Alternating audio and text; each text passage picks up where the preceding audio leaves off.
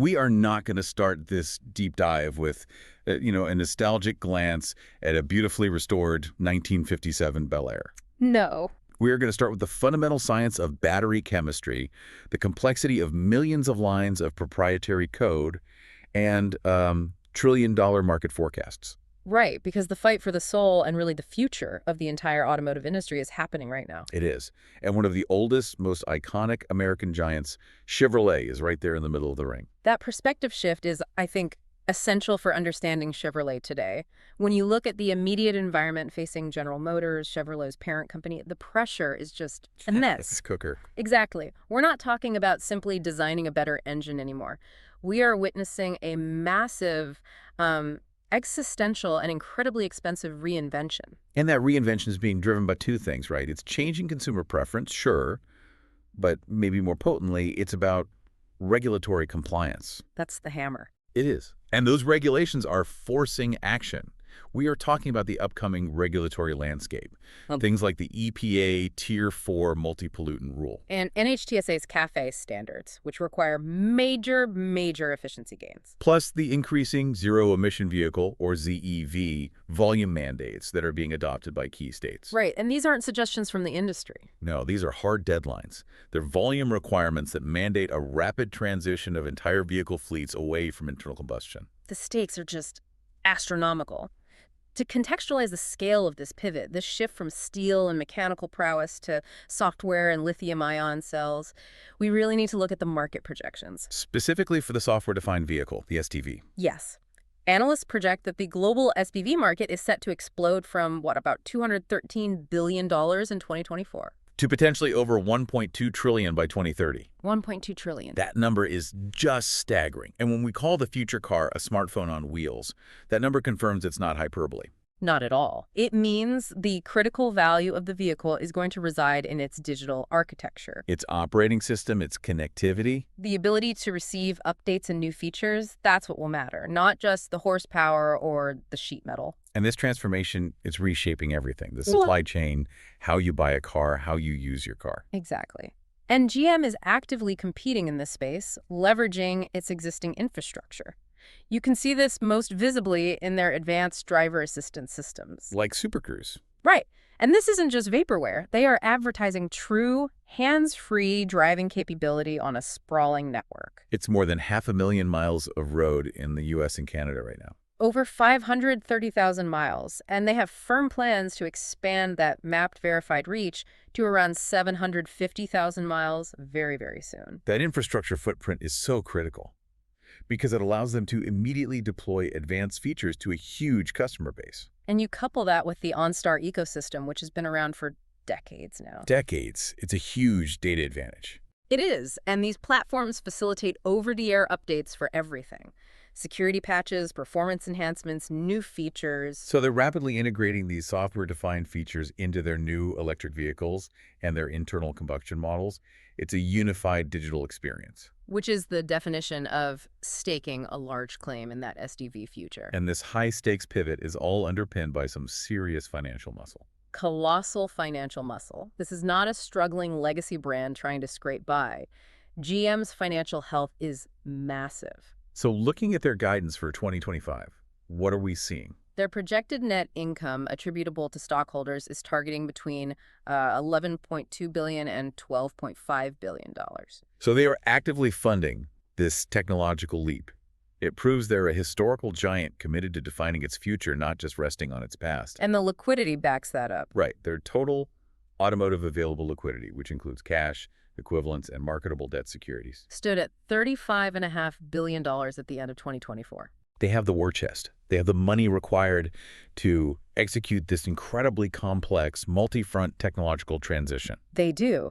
But as we're going to explore, that liquidity will be tested. It will be severely tested by the sheer difficulty of changing an established organizational culture and its quality processes. So why look at Chevrolet through this lens of, software and solvency? It means that to truly understand the brand today, you have to grasp this high-stakes present, which is why we structure these deep dives the way that we do. And that gets us right to our mission. We focus on elite research synthesis Our goal is to serve as an expert guide, helping you connect all these complex materials, history, financial filings, engineering papers, cultural analysis. into a single cohesive narrative. We pull directly from your shared research, and we make sure we offer impartial analysis, free from any political or brand bias. And we use technology, including AI, as a partner to quickly synthesize these disparate data points. But the final, deep insight remains research-grounded.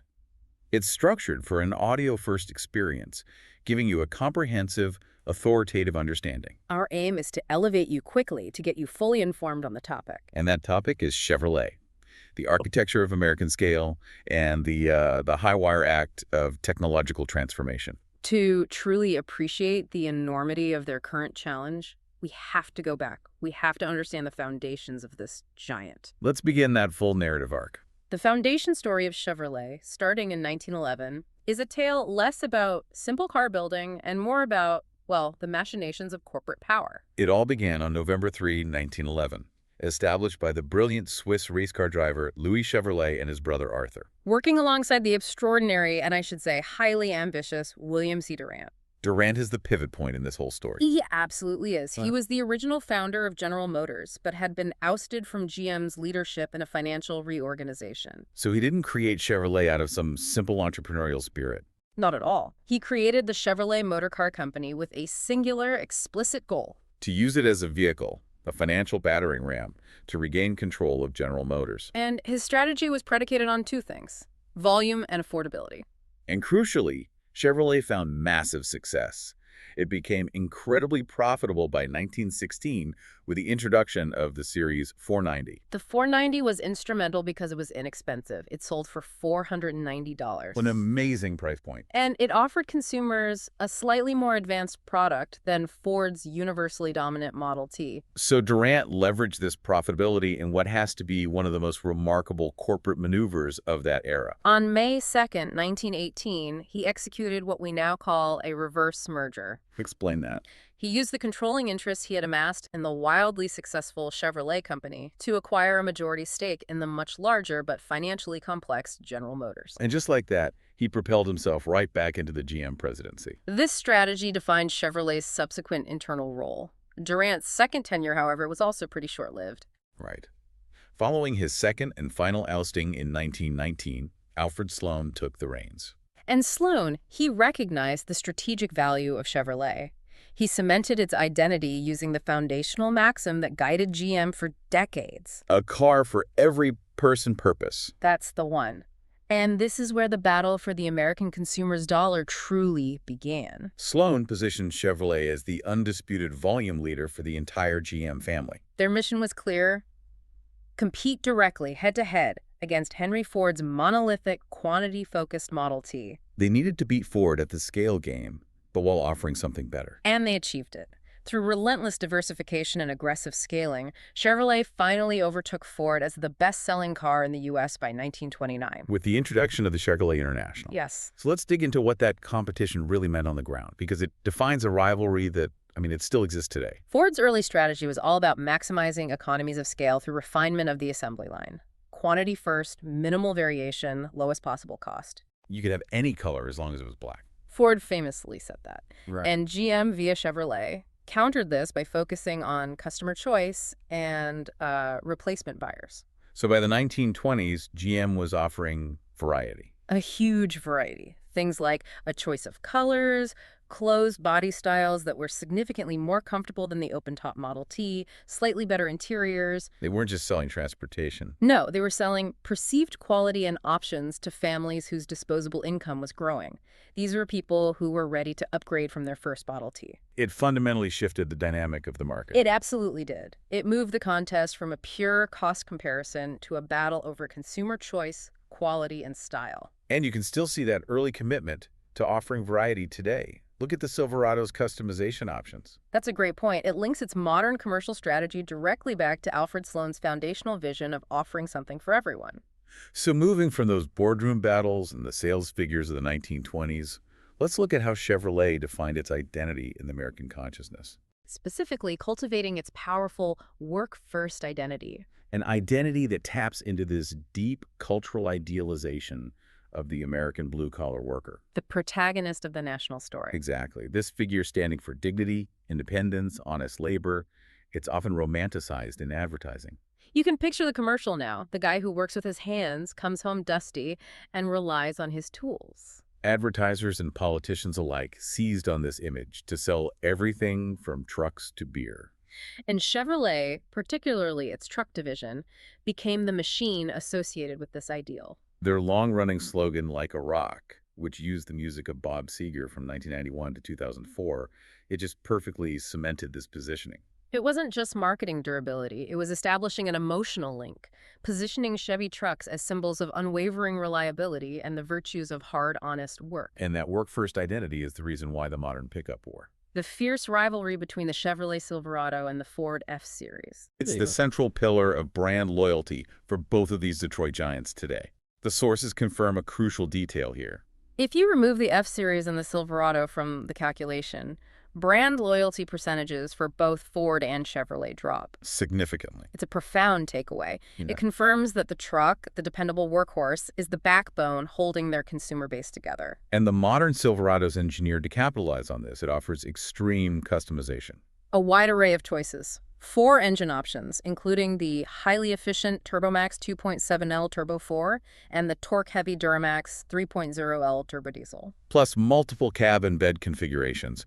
It ensures that the customer gets the exact tool they need for their specific job. And this utility identity isn't just confined to North America. The robustness of Chevrolet commercial vehicles has had global, real-world implications, even during conflict. The contextual detail we found about the Warsaw Uprising in 1944 is just incredible. It's genuinely fascinating. During the uprising, the Polish resistance facing the German army needed an armored vehicle, and they needed it quickly. They didn't have a factory. They had ingenuity. And they used the chassis of a civilian Chevrolet 157 truck, which was available and durable, to construct an improvised armored car known as the Kubush. An armored car, built on a Chevy chassis, using its inherent durability and readily available components. That just speaks volumes about the perceived robustness and the fundamental engineering trust in that vehicle. It literally became a tool for survival and resistance under the harshest possible conditions. It truly reinforces that old-school utility, the kind of engineering trust that is foundational for a brand. But this trust narrative,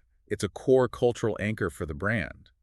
But as we transition to the cultural space, we have to acknowledge that this reliability narrative is exactly what Chevrolet has sometimes struggled to maintain as the company grew and faced these internal pressures. Precisely. Because now we encounter the cultural paradox. Chevrolet is generally positioned for affordability, value, and utility. But then you have this spectacular aspirational exception, the Corvette. The Corvette is the luxury contradiction. It was introduced in 1953 specifically to combat Chevrolet's existing reputation. Which was becoming increasingly perceived as, what, stodgy?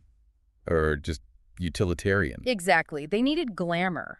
The Corvette was designed to compete directly with the sophisticated, quick European sports cars that returned servicemen had popularized after World War II. So vehicles like MG, Porsche, and Triumph. And they succeeded. They created the quintessential all-American sports car. But the brand loyalty surrounding the Corvette is qualitatively different from the transactional loyalty built on truck utility. Oh, completely. For Corvette owners, loyalty is tied less to advertising campaigns and more to deep psychological and social processes we would categorize as fandom. A powerful, non-rational connection. It is. Owners view the car not merely as transportation, but as a symbolic mark of success and wealth. And the research shows that the most important factor sustaining this loyalty is the interpersonal connection. Yes, the sense of community among other owners. They talk about the Corvette family, the shared jargon, the sense of exclusivity. And that powerful "we get it" mentality. It creates a self-sustaining social ecosystem centered around the car. It's an elitist context where members feel validated and possess this specialized knowledge. So the brand narrative for a legendary product like the Corvette, it requires a context, a background story, that generates a profound emotional response. And it has to be distinct from simply recalling horsepower figures or specific advertisements. And that emotional response is constantly amplified and reinforced by Hollywood. Even when those cinematic portrayals contrast sharply with Chevrolet's broader, value-focused market positioning. Hollywood just loves glamorizing cars as symbols of absolute freedom, heroism, and what cultural critics often label petromasculinity. The powerful, unrestrained expression of industrial independence, you see this everywhere. From the slick, aspirational use of the Corvette C4, which was the ride of choice for facemen in the A-Team, To the legendary, imposing 1967 Impala, affectionately known as Baby, in the long-running series Supernatural. these vehicles symbolize escape and power. Yet the sources show that the consistent theme in Chevrolet's broader advertising history, from "See the USA in your Chevrolet" to "Baseball, hot dogs, apple pie in Chevrolet," is positioning the brand as fundamentally part of the American fabric. Reliable, available, achievable. That's it. The key distinction remains. Chevrolet is a cornerstone of American culture, whether through the aspirational performance of the Corvette or the dependability of the Silverado. But it generally achieves this without the high-end luxury signaling that its rivals require. It relies on being relatable, honest, and achievable to a successful middle class, However, that required reliability and relatability have been constantly challenged by these deep-seated internal issues related to management structure and product strategy. which started to take hold after the Sloan era.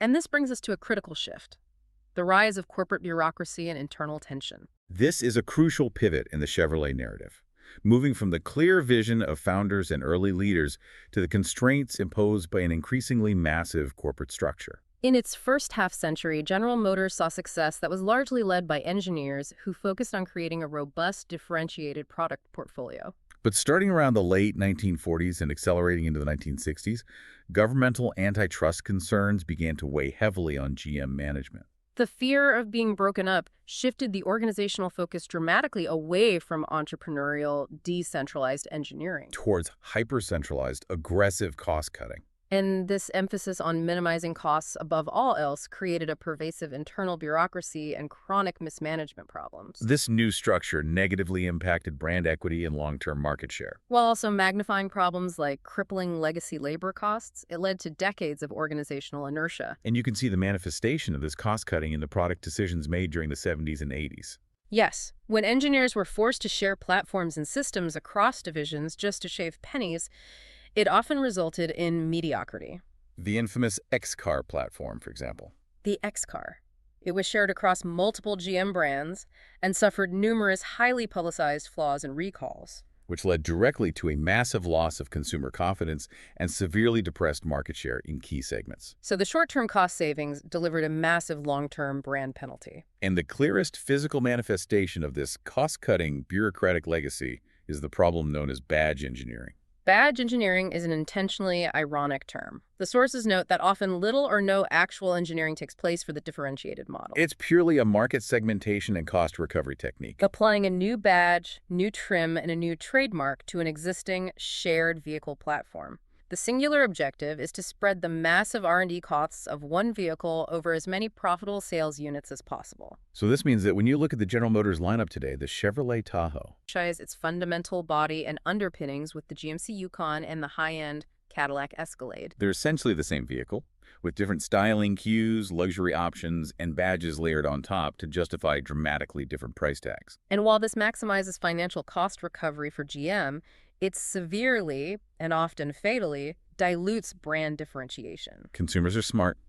They realize they are paying for a badge, not a fundamentally unique engineering experience. Globally, this dilution problem became critical, particularly when GM attempted to relaunch the Chevrolet marque in Europe in 2005 using rebadged Daewoo cars produced by GM Korea. That must have created profound market confusion. It did. You had the aspirational Corvette sitting on the showroom floor next to inexpensive badge-engineered economy cars that had zero heritage in that region. And in places like Mexico, GM sold an even more complex mix of models sourced from U.S. platforms, Korean platforms, and Opel platforms, all branded as Chevrolets. This chaotic global complexity led directly to profound brand volatility and market instability. Which then forced significant market retreats. Yes, the company was just unable to maintain a coherent, profitable global brand presence, largely due to this heavy reliance on badge engineering and juggling disparate platforms. So GM exited several significant markets. They did. South Africa in 2017, and then Indonesia and Thailand in 2020.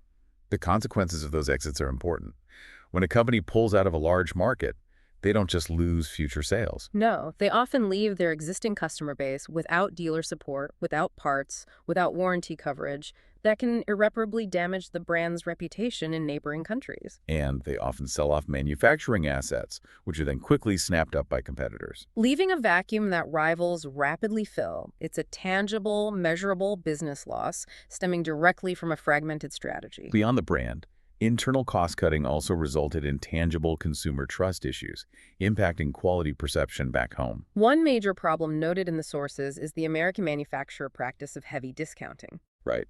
Unlike premium competitors, whose prices remain relatively stable, deep, frequent discounts severely depress the vehicle's resale value. Which directly erodes the consumer's perception of the car's worth over time. And this came to a head with a controversy over reliability claims.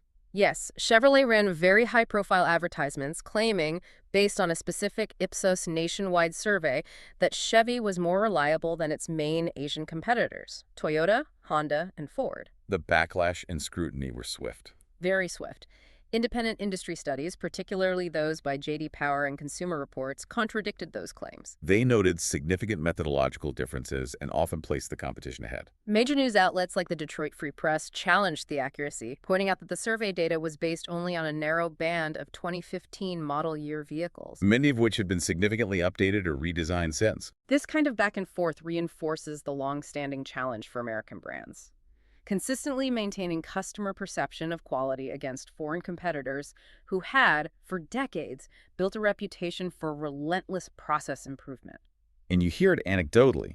Consumer reports of issues like early rust in older American models compared to Japanese models of the same vintage highlight that historical quality gap. It creates a perception gap that is extremely hard to close. When customers feel their perception of quality has been compromised, or if they feel misled by advertising, they simply won't return. And that historical lack of discipline and process improvement philosophy that plagued American manufacturing for decades is the root cause that allowed these negative quality perceptions to take hold. Which is precisely why the current era, the forced, non-negotiable shift to electric vehicles and software, is so high stakes. They are entering a world defined by precision engineering and unforgiving software reliability. And they absolutely must execute perfectly this time to overcome those legacy issues. So let's discuss the electric transition. It's important to note that Chevrolet's commitment to electrification is actually quite long-standing. It predates many of the current market entrants. This commitment dates back to the late 2010 introduction of the Volt. The Volt was a genuinely major landmark. It was. It was America's first widely available plug-in hybrid vehicle, using an extended-range electric architecture that really eased consumer anxiety about range. And it achieved massive success. It became the world's best-selling plug-in electric car in 2012 and earned multiple awards, including North American Car of the Year. It proved GM could pioneer in the EV space. And following the Volt's success, they took the next crucial step with the fully battery-electric Bolt EV in 2016. The Bolt was truly significant because it was the first affordable mass-market EV with an EPA estimated range over 200 miles. A true milestone for accessibility. It won numerous industry accolades like Motor Trend Car of the Year. That positioning put Chevy squarely at the forefront of affordable EV adoption. But the future is defined by the next generation, the Ultium platform strategy. This is General Motors' foundation for the entire electric future, and it's a radical departure from their prior piecemeal approach. So describe the technology for us. The Ultium platform is built on a modular battery system, which is standardized across the GM fleet. It uses a new high-nickel, low-cobalt battery chemistry designed to reduce reliance on expensive and geopolitically sensitive cobalt, And critically, it features an industry-leading wireless battery management system. which simplifies assembly, reduces wiring complexity, and allows for greater flexibility in pack design. Let's delve deeper into the strategy behind the modularity, because this is where GM's architecture differs fundamentally from key competitors. That's a great question. Why go modular when some high-volume rivals, like Tesla, are moving toward a cell-to-pack architecture, which can sometimes be cheaper and offer slightly higher energy density? So what's the trade-off? That's the exact trade-off they are consciously making. GM's strategy is based on diversification versus sheer volume focus. They plan to use Ultium across 30-plus global models. From the high-performance Corvette to massive trucks like the Silverado EV. And they want to scale up to 1 million North American EV sales per year by 2025. For a company with GM's sheer diversity of model types, a modular approach just makes tremendous sense. So the modular approach sacrifices a fraction of energy density, but it gains unparalleled flexibility. That's it. It allows them to use mass-produced, standardized battery modules across many different vehicle categories that require unique pack form factors and physical shapes. Maximizing engineering efficiency and speed of deployment across a sprawling portfolio. Precisely. They are prioritizing manufacturing flexibility and speed of application across their full line. However, this massive transition is overshadowed by a major costly scar: The bolt recall. the bolt recall, a critical lesson learned about the complexities of scaling up battery manufacturing. So following intensive investigations into manufacturing defect in the battery cells provided by their supplier, LG Energy Solution, GM initiated a voluntary recall of all 2017 through 2022 Bolt EVs and EUVs. The financial impact was staggering. it really was. GM had to accrue $2.6 billion in costs related to the recall. Although they did manage to recover a significant portion, $1.6 billion, from the supplier, LG. But this incident underscores a critical point. Execution in battery manufacturing and quality control is absolutely paramount for the success of Ultium. Bolt-like errors in execution, even if caused by a supplier, must be avoided at all costs if they are to hit their ambitious 2025 production targets. Moving beyond the physical architecture of the battery, the second monumental shift is the requirement of becoming a software-defined vehicle, or SDV, company. This is where the car truly transitions from a machine to a constantly updating computing platform. And GM is integrating its proprietary software platform, including Super Cruise and OnStar, into nearly all new vehicles. And this transition requires a fundamental, culture-shattering change across the entire organization. Automakers must compete for top-tier software and systems engineering talent against Silicon Valley companies. And they often lose out because the culture and compensation structures are so drastically different. It sounds like they recognize the clock is ticking on that $1.2 trillion SDV projection. But how do they navigate the transition from a hardware-first culture to a software-first culture, especially when developing vehicles that have life-or-death implications? That is where rigorous, time-intensive quality processes come in, specifically functional safety standards. Legacy automakers are now required to adopt standards like ISO 26262 compliance. This is a massive multi-year undertaking. And ISO 26262 isn't just a certification, right? No, it's a global standard for functional safety in road vehicle electrical and electronic systems. So why is this so difficult for a legacy automaker? Because it demands a complete re-architecture of how hardware and software teams work together. It mandates rigorous quality management throughout the entire product lifecycle, from concept design to decommissioning. Meaning the entire supply chain, every piece of code, every line of hardware has to be auditable, traceable, and proven safe against failure modes. For a company accustomed to mechanical tolerances, adopting this deep, rigorous process takes years of training, internal auditing, and cultural change. It demands a level of quality control that exceeds anything they managed in the internal combustion era. And SDVs aren't just a luxury for passenger cars. This transformation is perhaps even more critical for commercial vehicles. A major high-profit segment for Chevrolet with the Silverado. That is absolutely correct. In the commercial vehicle market, SDVs are essential tools for combating rising operating costs. Things like escalating fuel prices, maintenance, and driver wages. Digital technologies enable smart energy management for electric work trucks, enhanced operational efficiency through predictive maintenance, and optimized fleet routing. Which directly and immediately affects the total cost of ownership for fleet operators. So manufacturers competing in this lucrative commercial space, including Chevrolet, they have to leverage their existing advantages. Like deep industry knowledge and telematics experience via OnStar, they have to develop robust SDV platforms that go far beyond what is needed for a simple passenger car infotainment system. Fleet managers demand ironclad reliability. And finally, let's just revisit the external pressures that make this transition not just a smart business move, but an existential necessity. GM operates under a rapidly tightening regulatory vice. We talked about the EPA Tier 4 rule and NHTSA CAFE standards.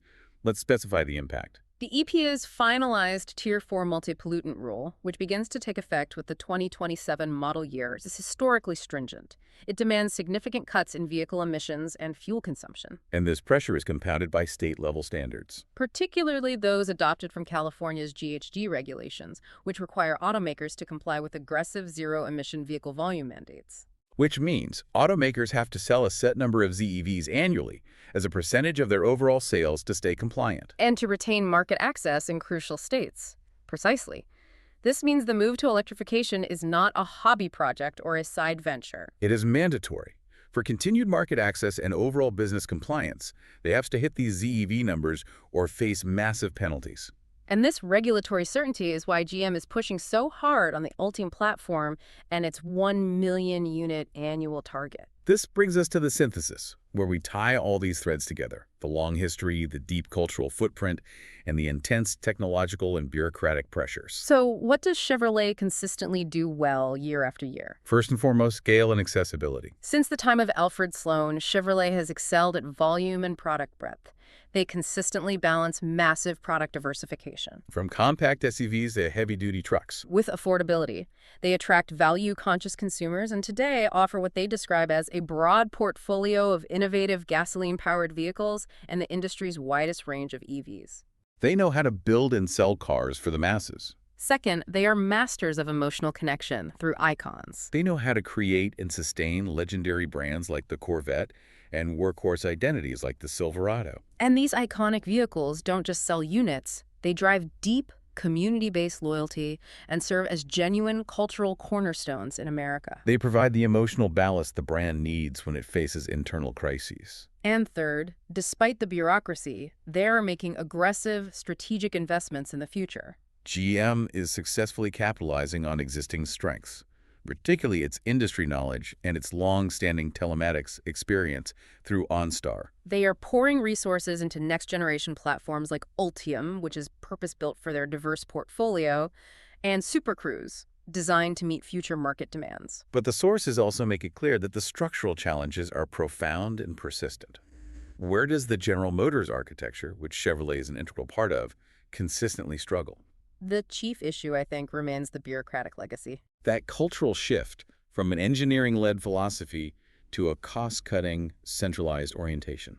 It's resulted in chronic mismanagement issues, including high fixed labor costs, organizational inertia, and deep internal tensions. And this toxic environment makes the necessary organizational change, the cultural shifts required for the SDV transition and ISO 26262 compliance, incredibly difficult and slow. Compounding that internal tension is the external visibility of brand dilution. The long-standing habitual reliance on badge engineering complicates brand differentiation when the customer knows the Cadillac Escalade is essentially the same as the Chevrolet Tahoe. It confuses the market and contributes to the brand volatility that has forced market exits internationally. It weakens the perceived value of the premium brands without necessarily elevating Chevrolet's image. And finally, there's the critical quality and perception gap. We analyzed the historical challenges of maintaining quality perception against competitors, the depressing effect of heavy discounting on resale value, the controversial reliability claims. And the damaging effect of past execution failures, specifically that massive Bolt battery recall. As vehicles become defined by complex, safety-critical software, establishing and maintaining rigorous quality execution is paramount to rebuilding and preserving customer trust. So we have a colossal giant with deep roots, tremendous cultural loyalty, and massive financial resources. But it's simultaneously weighed down by structural issues and facing the steepest technological cliff in automotive history. And you analyzed earlier that the future is uncertain but not doomed. Why the resilience in the face of these challenges? Because they have two fundamental advantages the disruptors do not. Financial strength and a highly strategic, modular technological vision tailored to their scale. They possess massive automotive liquidity at $35.5 billion as of late 2024 and strong overall financial performance from their ongoing truck and SUV sales. And this liquidity buys them time. It buys them capacity to iterate. And the technological vision. The clear, modular technological path forward with Ultium is designed specifically for their needs. It allows them to quickly deploy electric powertrains across their high-volume, diverse model line, from the Hummer to the Equinox EV. And their unique ability to simultaneously lead in mainstream utility with the Silverado and performance iconography with the Corvette provides a lot of resilience. It does. It gives them resilience across fundamentally different, deeply loyal consumer segments, insulating them somewhat from economic shocks in any single market area. That is a fascinating dichotomy. The workhorse and the pure sports car, both driving the same underlying corporate structure forward. This entire narrative arc illustrates that Chevrolet is not just adapting. They are attempting to define the very parameters of this new age of mobility. Trying to use scale as their ultimate weapon. And that high-stakes pivot leads us to the final provocative thought about the future landscape. We've established that GM's SDV strategy hinges on developing software that allows customers to update their ownership experience and add desirable features over the air post-purchase. Meaning the car is sold not as a finished mechanical product, but as an evolving platform. Exactly. But achieving this requires an unprecedented level of vertical integration control over both hardware and software and complex collaboration with suppliers who traditionally operated on long, slow development cycles. If General Motors successfully navigates this shift, the American Revolution, as they once called it in an ad campaign, won't be about horsepower or a new engine design. It will be about recurring subscription revenue. That raises a monumental cultural question for you, the listener, to mull over. What happens to the cultural concept of the classic car or individual ownership? That sacred, hands-on mechanical bond we saw glamorized in Hollywood and celebrated in the Corvette community. When the vehicle's fundamental features and value are fundamentally defined by continuously updating ephemeral software you pay for monthly. The very nature of ownership changes when critical functions, be it an advanced driving feature or even, hypothetically, peak performance metrics, are dictated by a line of code you may or may not subscribe to. Is a 2035 Corvette still truly yours if you have to pay $50 a month to unlock its full handling capability? That's the tension Chevrolet and all legacy automakers must confront as they attempt to monetize the software-defined future. This deep dive into Chevrolet has served as the anchor asset, grounding your understanding of this monumental company by blending the historical context with the technical and financial realities of the present moment. And this comprehensive knowledge is the foundation we build upon. The story of Chevrolet links directly into topics we analyze in related formats. The explainer, the debate, the critique, and the infographic, all designed to give you a truly thorough and three-dimensional understanding. That's how we reinforce the system. We give you the comprehensive background now, so you're equipped to follow the most detailed and sophisticated discussions about technology, finance, and culture later. Knowledge gathered here is the prerequisite for moving forward. Thank you for joining us on this deep dive.